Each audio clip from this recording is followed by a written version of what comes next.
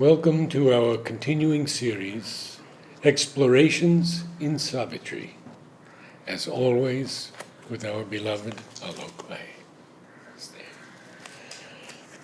We begin a new series today in which we will give brief summaries of all the 48 cantos and also speak of the main characters in the poem. And there are not so many. You know, Savitri is the greatest gift ever given to the world from the greatest poet. And Mother said it would take 100 years for people to begin to understand Savitri. Well, more than 50 have passed since he wrote it. Well, so we go to Book 1. You wanted to read something else also? Book of Beginnings, Yes. Canto 1, The Symbol Dawn, where we first hear of Savitri. Yes. Yes. And that to me is very significant because the book ends with this very enigmatic line. This was the day when Satyavan must die. Yes. So he sets us. It's not the story yet. Yes, and not only that, it's enigmatic at a deeper level. Yes. Often it's in a sense, valid question. At another level, a childish question. That why we have to go through all this drama and process. The divine is all powerful. So he need not, he can just magically do something. Like, why must Satyavan die? So, there are many levels at which we can understand it because there is an emphasis on the word must. And why? It's not will die, should die. Why must the Divine Mother have to take on the sorrows and griefs of the world? Yes. So, Satyavan must die. It's basically, there are many ways one can understand it. But one of the simple ways that I look at it is that we have to die to the old consciousness to be born to the new. And unless we do that, we cannot have the transformation cannot happen. So there is a whole phase when the old is gone and the new is not yet there, which is like a transition phase. And during that phase, we have to learn to just completely surrender to her. That's what Satyavan does. Yes. And and it's very beautifully described what is the old consciousness and what will be the new consciousness. So Satyavan is an eminent, a shrestha, a noble, an arya if you want to use the word. But there is one problem. When he discovers the self, he loses matter. Yes. And when he is with matter, he loses the spirit. So the old consciousness is a consciousness that creates an unbridgeable gulf between material reality and the spiritual. Yes. And he says to her, but now the gold link comes to me with thy feet. Yes. See. So now because there is a gulf, we had the old division of spirituality between spiritual life and material life.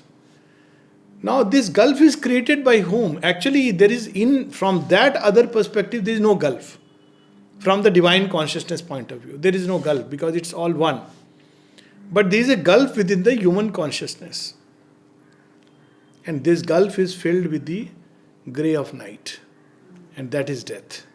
Yes. It has created a gulf, unbridgeable gulf. That's why we will see that as Savitri proceeds with death, death starts conceding little by little. At the end he says, all right, you be with Satyavan. You want Satyavan? You be with Satyavan. Go up into the heavens beyond. Yes. But don't ask him to come down here because he knows that if that happens, the gulf will be bridged. Exactly. So this is the gulf from where Savitri starts in the Book of Beginnings. Yes. And that's why Satyavan must die, because if he stays with the old consciousness, because this is a practical, issue in everyday life. We want to hold on to both. And transformation doesn't work out like that. Any part in us which owes its allegiance to the old And there are plenty of them. Cannot be taken up into the new.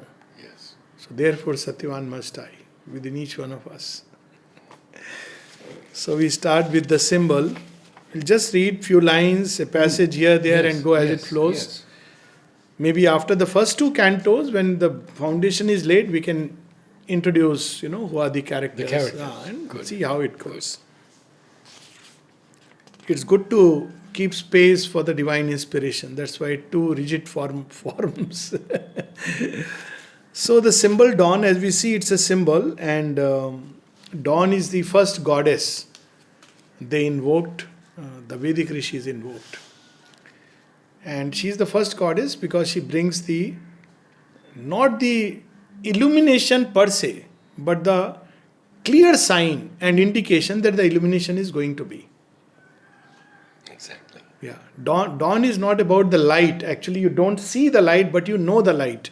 You feel the light, you sense the light. Yes. So if we have the dawn, we know it is the coming of light. Sun is not far behind.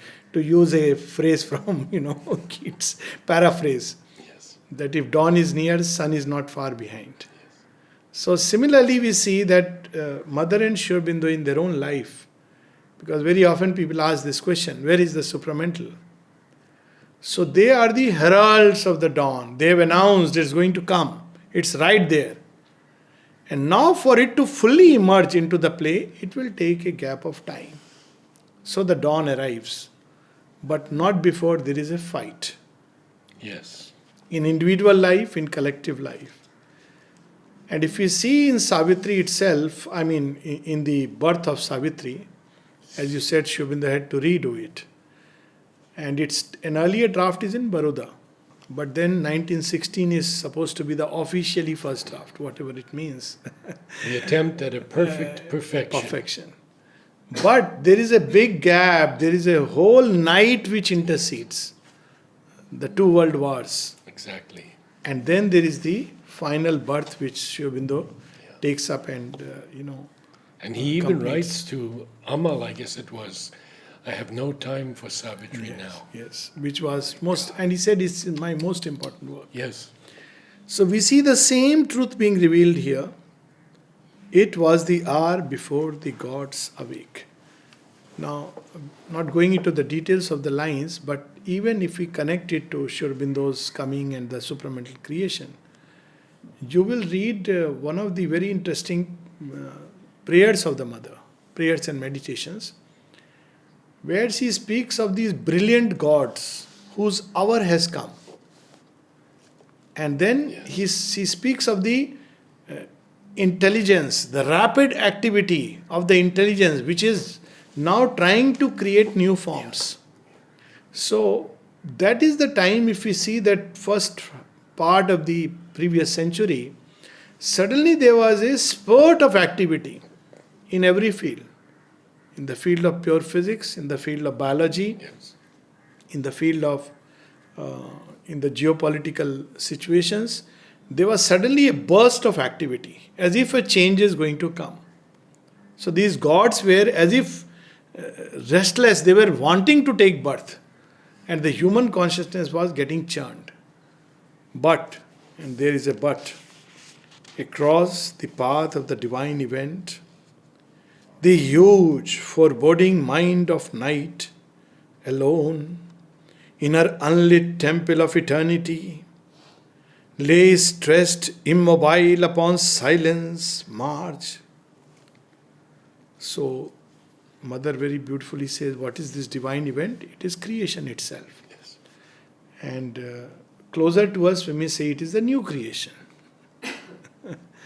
But there is the huge foreboding mind of night. It is not ready. It has a grip on the human consciousness, the earth consciousness. Why? It's a very interesting phrase. Mind of night. Yes. Is there a mind in the night? Yes. So here mind is being used as a power of extreme division. So night is not just nothing. There is a power active within it, which is a power of extreme division. Yes. And it has divided everything up to the infinitesimal. Nothing is awake.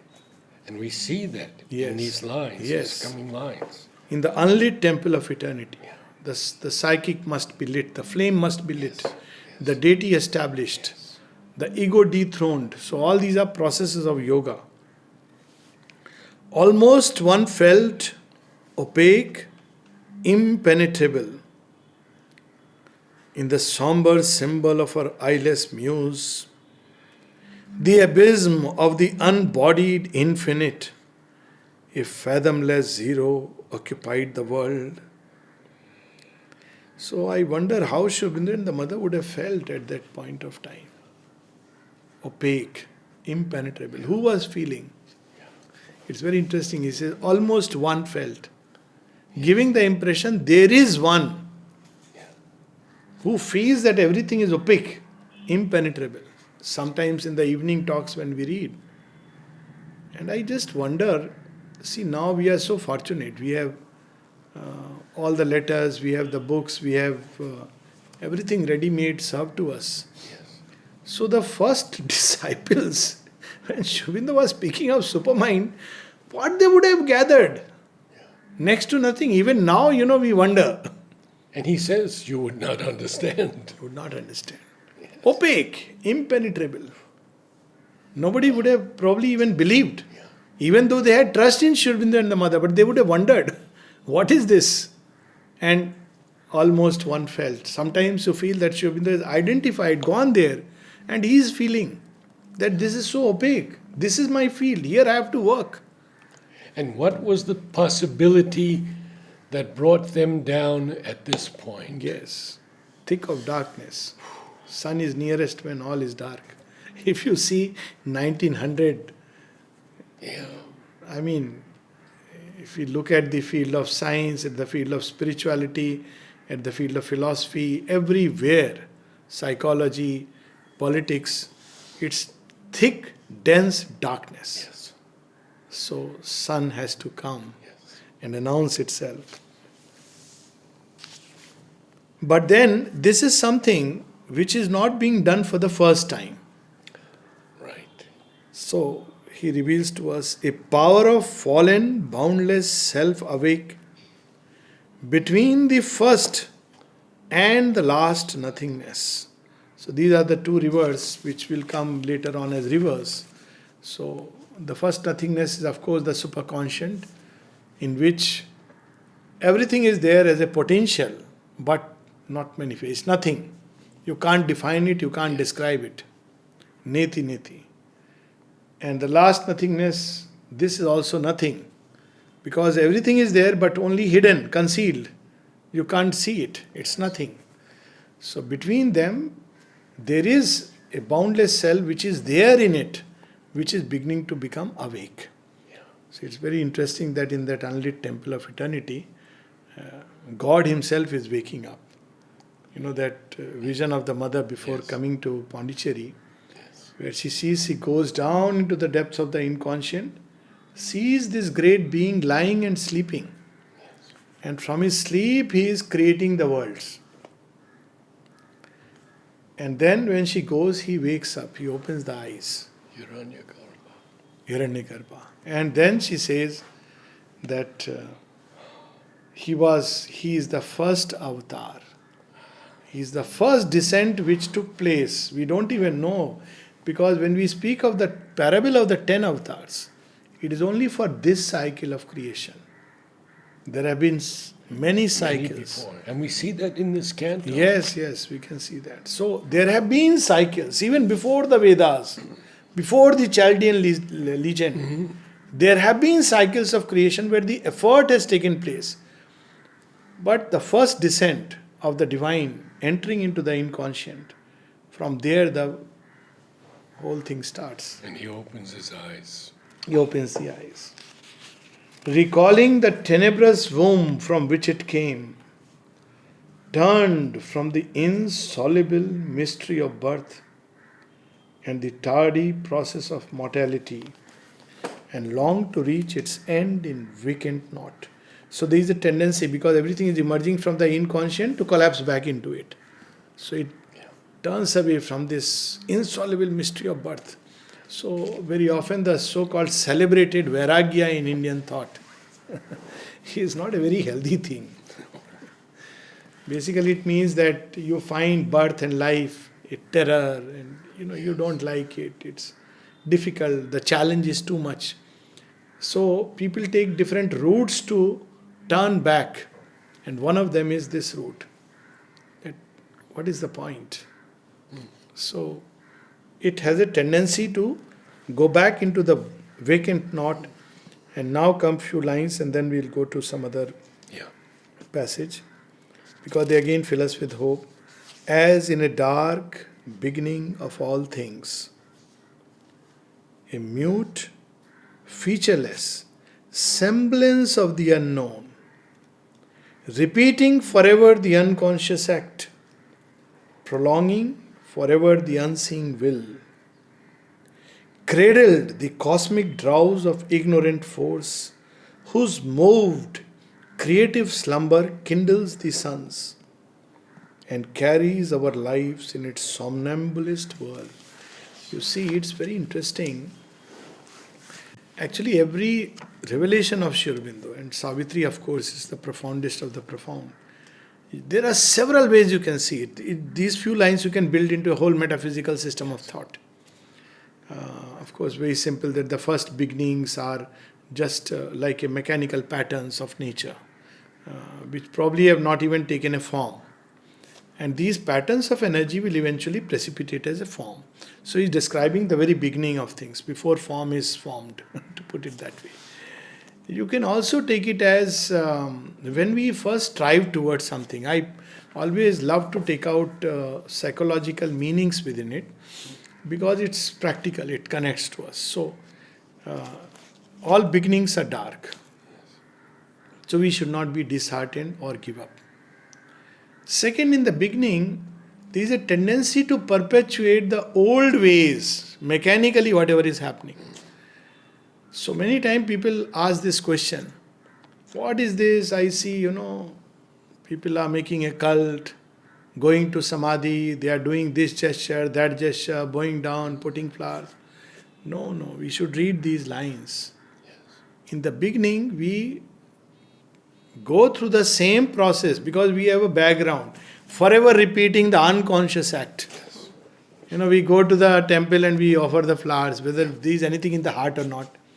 Not realizing that when we do the same act here, the power that is carrying us in the somnambulist world will touch us. At one place, Mother says, my child, the very fact when people go round the samadhi, just literally the round, they cannot help but being touched by the supramental force. So that is the other way of looking at it, that the very fact, even mechanically when they come, and it strikes you sometimes. It's amazing, how, it's always humbling experience and chastening experience. So I met someone, recently 5-6 months back, they came to know of Mother and Sri Aurobindo. And this man looks so uncouth, as if he has not even properly taken a proper bath, and that kind of. And he suddenly came and did namaste to me, and I said, yes, good morning, how are you? So he said, I've been watching your videos and I feel so much I've started feeling so much for Mother, and this is the first time I have come. I said, okay, you want something? He said, yes, I want to meet you. I want to know more about Mother. So he came. So I asked him that, what do you do for a living? Because, I was just wondering that. And what he said was so interesting. He said, I sell alcohol. Daru bechta hu. I said, Mother, there is still in me that old fellow who can get shocked. And I said, who is this fellow?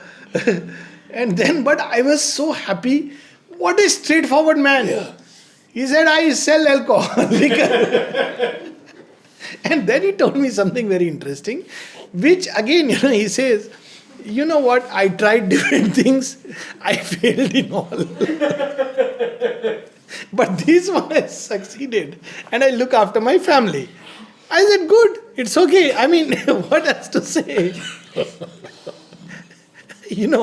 Imagine. And then he added, he felt that I may feel bad. He said, but I don't take anything. I said, I'm glad. And I was reminded of Udar Das story. You know Udar Das story. How divine has included all kinds of beings. Doesn't matter. People so much, become judgmental. Somebody is going and bowing. This is nothing. This is at least, if nothing else, a religious act, which is still, got a meaning. So Udarda used to offer drinks to some of these people, ashram people. That time, whoever were there. Ambu they also. Yeah. Also. So one day, when mother asked, what is this? So he said, mother, there is so and so person. What was his name? I'm forgetting. First name. Anyway, said he gives us drinks. So he said, who is this Pinto giving drinks to my children? I want to meet him. And that was the end of Mr. Pinto and the beginning of Udar. So you see how concealed behind all this, there is a deeper truth which is waiting to express itself. So we look at the pattern, somnambulist world, oh, these people every day, they are going, what is this round and round? I know of an alcoholic who used to take only thing round and round the ashram.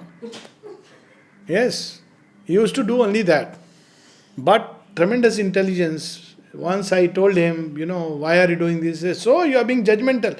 I said, my God, this fellow is, have to be, you are being judgmental.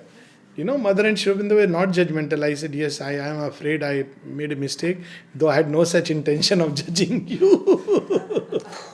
I had a very medical question that why don't you give it up? Later on he came because of issues. So we should not be disheartened by appearance, as in a dark beginning of all things. And also then, the next page. So we have transition of images from dense darkness, grayness. And then when the time comes, it's a sudden process. This again, when mother was asked that, we try and sometimes nothing happens. He said, still you keep trying. She said, what happens is that all this intensity keeps mounting up. Till one day, suddenly the door opens and you step into the light. Now, people think that moment is the sudden moment and therefore it's what is important. But they don't see that days and weeks and months and years. A long, dim preparation is man's life. They have just sat before the door and the door won't open. So we have this, I'm sure you...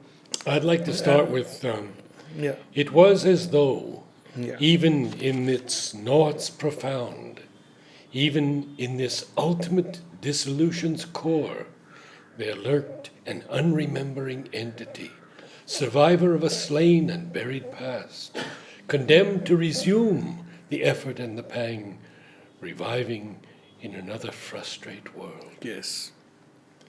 An unshaped consciousness desired light, and a blank prescience yearned towards distant change. And now these and lines. Then, as if a childlike finger laid on a cheek, reminded of the endless need in things, the heedless mother of the universe, an infant longing clutched the somber vast. So this heedless mother, material nature, she is just not in a need awakens, endless need. So even desire becomes a propelling, endless need. I need this, I need that. Slowly she wakes up. And then we have in the next page that darkness slipped. Yeah, there it is. Remember those lines, and darkness slipped and fade like a falling cloak from the reclining body of a god. So that is where we see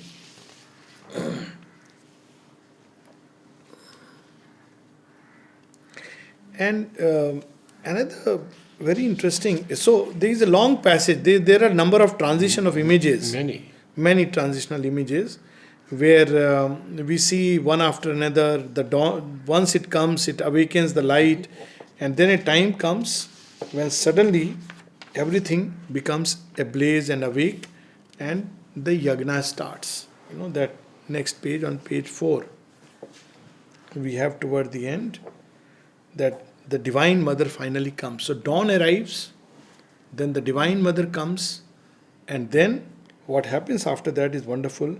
All grew a consecration and a rite. Now, this I see as the book of yoga. So, what happens in yoga? This is exactly the process. First, there is a kind of dawn, a sense, so nice, admiration. Oh, there is a new thought, wonderful, but it's not yet yoga. Then, whatever time passes, depending on a preparation, a time comes when suddenly there is a recognition of the Divine Mother. And very interestingly, I was reading once, Mother says that one should come to me after a long preparation. Coming to me is not the beginning.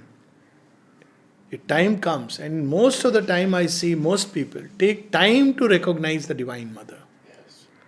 But once she touches, a form from far beatitudes came to near.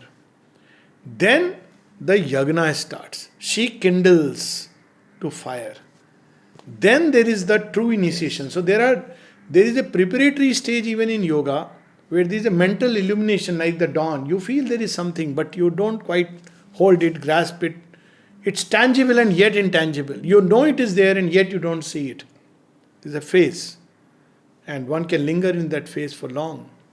But a time comes when the Divine Mother touches her feet onto a matter, material life, this embodied existence. And that is what is being described here. A form from far beatitude seemed to near. Ambassadress twixt eternity and change, the omniscient goddess leaned across the breaths. So she is the one who mediates between the human soul and the Supreme. There is no other way. So we see this, then the yagna starts, and then one by one the experiences come. This consecration and a rite. Yes. When I was going back to the US, Mother wrote to me something. I didn't know anything about consecration at the age of 23. Yes, of She course. writes, "Keep living in you the spirit of consecration, and all will be all right." Wonderful. What did I know? That is the yoga. I The knew whole nothing. yoga is a yagna. Yeah. And then something very interesting. But the big problem is to keep this fire alive. And that's what we have on the next page. Only a little the God light can stay. I think this line itself says it all. Yes. And the reason is that human clay is not ready. We should not look at it as a fault or a defect or guilt. It's that human clay is not ready. So after a while, the flesh tires, cannot respond, and so the light tends to retire or draw back, or it diffuses, becomes commonplace. Yes. We get so habituated to it that we do not look at it. We start, the light is there, but we are going, as he describes on the next page, all sprang to their unwearying daily acts. Yes. It's the tragedy But we we see. still, it says this line about where is it now? Yeah. A sacred yearning Yes. lingered in its trace. So it does that.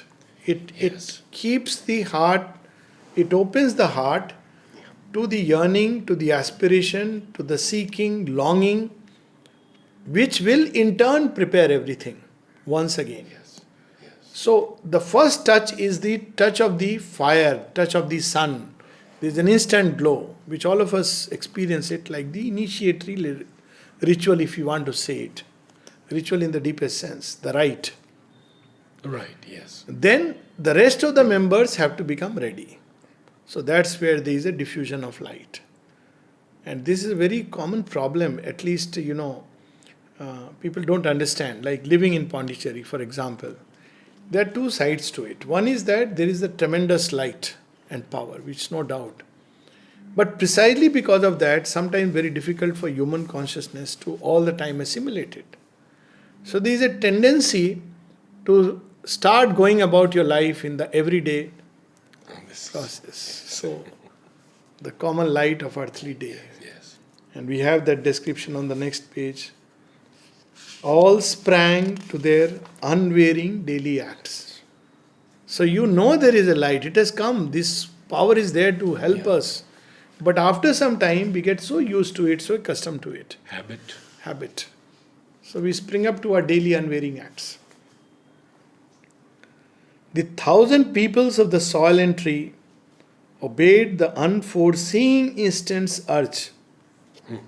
And leader here with his uncertain mind, alone who stares at the future's covered face, man lifted up the burden of his fate.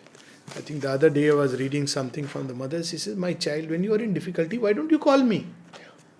And then she says, I don't know why you don't call me. I'm here to help you. It happens to that extent. Man lifted up the burden of his fate. He thinks he has to do it. There is no other way because of habit. Yes. We cannot trust the grace enough with our, let's say, worldly issues. Because we think that, divine is only for the other worldly things. It's amazing. But she says that for everything, if nothing else, you will come in contact with me. That's the minimum. The other day, someone had a problem and said to me, I can't resolve it. I just can't get out of it. I said, call mother. Boom, it was gone. Absolutely. Immediately it was gone. It is so simple. Countless times this experience comes. Yes. And yet, equally countless times we go back to the same old stupid nature. Unvarying daily acts. Man lifted up the burden of his fate. And then we see the symbol, full sense of the symbol, and Savitri to evoke among these tribes. She becomes like us, which you were mentioning. The Divine Mother becomes like one of us. Yes. But the difference between somebody who is, often people describe who is doing sadhana, who is not doing sadhana. I mean, apart from the absurdity of this question at a deepest level. But it's the inner attitude with which you approach life. What is your focus? What is your most important thing in life? So the difference is described very beautifully. That while people wake up and they are lured by the apparent ways, she finds desire comes to her also, but is a sweet and alien note. Yes. It comes. It touches her. Visited her heart. Yes. So that's what we see here. It has nothing to do with anything external. And tribes. Beautiful. Yeah. The human family. The Yes. tribes. Tribes, yes. So time's message of brief light was not for her. In her, there was the anguish of the gods, imprisoned in our transient human mold, the deathless conquered by the death of things. So when we are conscious of the soul, when we are conscious of the divine presence, then in a certain sense the real yoga starts. That's what Aurobindo says. Because then you realize, what is this anomaly? What is this great contradiction between who you really are in your essence and this into which you are drawn, into which you are dragged again and again, this nature to which you are tied, this blindness, this ignorance, which the members are steeped in. So she experiences that great division between who she is and the nature, the boundaries of nature, the limits of nature, the obscurity which the avatar has taken upon herself. So, same we saw about the coming of light and we saw that how it diffuses into earth nature. We have on the next page the same thing with regard to human nature. When the touch of light through the avatar comes, how human beings react to it. Hard is it to persuade earth nature's change. Sometimes I hear some of these stories. They are at the same time, on one side, stories of tremendous compassion and love. At the same time, in them there is a divine pathos. The other day somebody was telling me this story, of course telling it very humorously, and there is a humor part of it. Someone who would smoke, and smoke quite a bit. And the joke used to be that he would say that, well, giving up smoking, it's very easy. I give it up every day. So every day he gives up and next day he starts. And mother told him something very interesting. She said, okay, if you can't give up, fine. But when you have smoked, don't come near me at that time. To another sadhak to whom this man shared the story, he caught the second part of the story. See how you can take the same story. Yes, yes. One person would say, oh, mother had accepted, it's okay, we can smoke. But the other one took the other part of the story that don't come near me. If I smoke, I put a wall between me and her. So the second person also used to smoke and he took it as an inspiration to give up smoking. So human nature, but each one has his own shibboleth, as the mother says. Which one is not ready to give up? It fears the pure divine intolerance of that assault of ether and of fire. So this is the assault of Kali, which he cannot bear. He finds her too strong, too hard. And It murmurs at its sorrowless happiness. Almost with hate repels the light it brings. I remember in the beginning when I came and there was some issue and some very old people who had lived here for many decades, and something was going on very mundane, and I said, you must have read what Sri Aurobindo has said, Oh, don't tell me all that. I was surprised at the response. I said, did I hear it right? This Mother's Ashram, somebody has so much resistance to what Sri Aurobindo, if nothing else. Even if you have heard, you don't even know what I am going to say, you would normally say, oh, okay, you become quiet because, it's Mother and Sri Aurobindo's words. But, this, it repels with hate the light that it brings. It's very strange. Something inexplicable. It trembles at its naked power of truth and the might and sweetness of its absolute voice. Very difficult to obey and surrender. Very difficult for most, if not many, that what Sri Aurobindo has said is truth. And it is not the other way around. When people are, is it true? Well, if Sri Aurobindo says so, it is true. yes. I remember one very simple anecdote of V.K. Gokak. He was, I think, Vice Chancellor. And he was also, of course, professor in English. Mm-hmm. And it seemed someone asked him once, is it English? Do you think that is it English that Sri Aurobindo is writing? I mean, what kind of English is this? And he said, it is not English that Sri Aurobindo writes. What Sri Aurobindo writes is English. Yes, I remember that. Yes, Gokak. Now that should be our approach. If we really take them as our master, I mean, leaving aside that they are much more than master, that's the end of the story. Life can be so simple and beautiful. Mother says so, that's the end of the story. But it does not. Absolute voice. No, I must also have a voice. Democracy, freedom. Don't quote Mother to me. Don't quote Mother to me. I am a law unto myself. Freedom. Yes. She has given freedom, not realizing she has also said what is freedom. She has given me. Yes. Yes. From our own ego, desires. There's a whole list of things we have to be free from. And, Nalini once called me to his office and he said, Mother wanted me to tell you something. She gives you total freedom in this ashram, but with it comes complete responsibility. Yes. So beautiful. Also because that is necessary, because then it's authentic.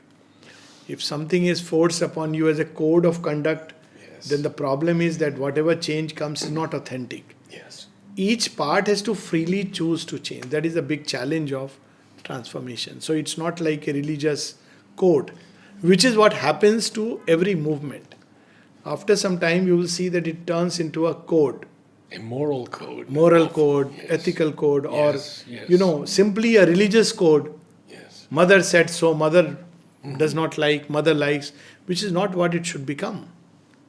Even people start pointing to the dress, pointing toward this, pointing toward that. So I remember once long back, somebody had come to my class and another person pointed out, oh, how come you are wearing this kind of t-shirt in the ashram?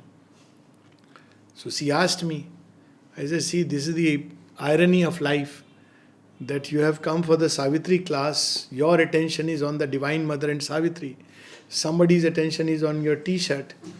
So I said, to each his own. That is the freedom. What else to say? I mean, if you have nothing better to see but seeing your t-shirt, it's miserable that Savitri's talk is going on, and if nothing else, mother's picture is there, but you are worried about what t-shirt somebody is wearing. Dressing inappropriately for the ashram. For the ashram. So all these, fortunately not, see, most people who have grown up in this culture understand. Let me tell you that.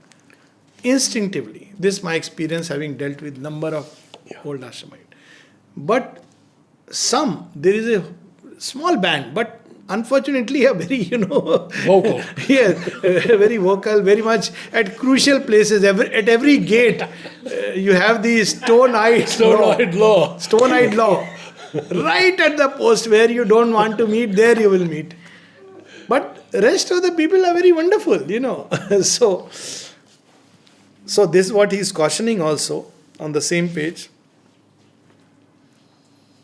A glory of lightnings traversing the earth scene, their sun thoughts fading, darkened by ignorant minds, their work betrayed, their good to evil turned, the cross, their payment for the crown they gave. And now see the pathos in this line. Yeah. Oh. Only they leave behind a splendid name. You see the avatars. Lord Rama, Krishna, but see what is done. Yes. Buddha, the mighty Buddha.